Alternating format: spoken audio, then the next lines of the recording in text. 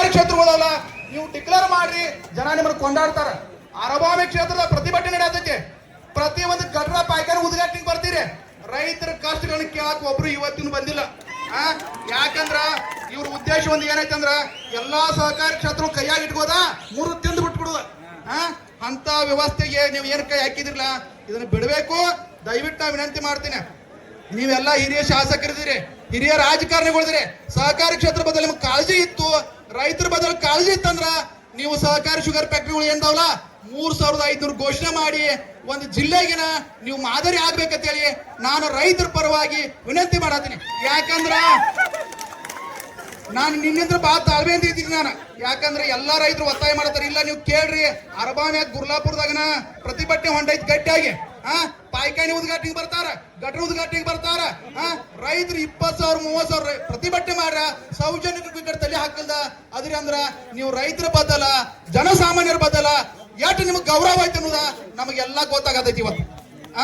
ಯಾಕಂದ್ರ ನಾನು ಹೇಳಿದಿನಿ, ನಾನು ಮುಂಜಾನೆ 9 ಕಾಂಗ್ರೆಸ್ ಲೀಡರ್ ಅರಬಾವಿ ಕ್ಷೇತ್ರ ಮುಂಜಾನೆ 9ವರೆಗೆ ಸಿದ್ದರಾಮಯ್ಯ ಸಾಹೇಬ್ರಿಗೆ ನಾವು ಎಲ್ಲ ವಿಡಿಯೋ ಕಾಲಿಸಿ ರೈತರ 50,000 ಮಂದಿ ಸ್ಟ್ರೈಕ್ ಮಾಡತಾರ. ನೀವು ರೈತರ ಪರವಾಗಿದ್ದೀರಿ, ರೈತರಿಗೆ ಒಂದು ಯೋಗ್ಯ ಬೆಲೆ ಕೊಡಿಸಿರ ನಿಮ್ಮನ್ನ ಜನ ಕೊಂಡಾಡ್ತಾರು. ನಿಮ್ಮದು ಅದ ದೃಷ್ಟಿ ಒಳಗನ ನೀವು ವಿಚಾರ ಮಾಡ್ಬೇಕಂತೇಳಿ ನಾವು ವಿನಂತಿ ಮಾಡಿದ್ರಿ. ಮತ್ತೆ ಅದೇ ರೀತಿ ಶಾಲಿನಿ ರಂಜನೇಶ್ ಅವರು ಈ ರಾಜ್ಯ ಸರ್ಕಾರದ ಮುಖ್ಯ ಕಾರ್ಯದರ್ಶಿ ಇದಾರ, ಅವ್ರಿಗೆ ಹೇಳೇವೆ ಮಹಾರಾಷ್ಟ್ರದಾಗ 3,500 3,600 ಘೋಷಣೆ ಮಾಡತಾರ. ಅಲ್ಲಿ ಒಂದು ಪ್ರೈಸ್ ಲಿಸ್ಟ್ ತರಿಸಿ ನೀವು ನೆಕ್ಸ್ಟ್ ಮೀಟಿಂಗ್ ಅದನ್ನ ಪ್ರಪೋಸಲ್ ಇಡಬೇಕು. ಮತ್ತೆ ಇಲ್ಲಿ ಶುಗರ್ ಫ್ಯಾಕ್ಟ್ರಿ ಮಾಲೀಕರು ಸಹ 3,500 ಕೊಟ್ರ ಬಹಳ ಅನುಕೂಲ ಆಕೈತಿ ಹೇಳಿ ಜನ ಅಂತಂದ್ರ ಆ ದೃಷ್ಟಿಯೊಳಗೆ ನೀವು ಚಿಂತನೆ ಮಾಡ್ಬೇಕಂತೇಳಿ ನಾವು ವಿನಂತಿ ಮಾಡೇವಿ. ಯಾಕಂದ್ರ ಅದ್ರ ಜೊತೆ ಜಗದೀಶ್ ಶೆಟ್ಟರ್ ಸಾಹೇಬ್ರ ನಿಮ್ಗೆ ಓಟ್ ಹಾಕಿ ಗೆಲ್ಲಿಸಿ ಕಳ್ಸ್ಯಾರ. ನಿಮ್ಮ ಪಾತ್ರ ಏನ?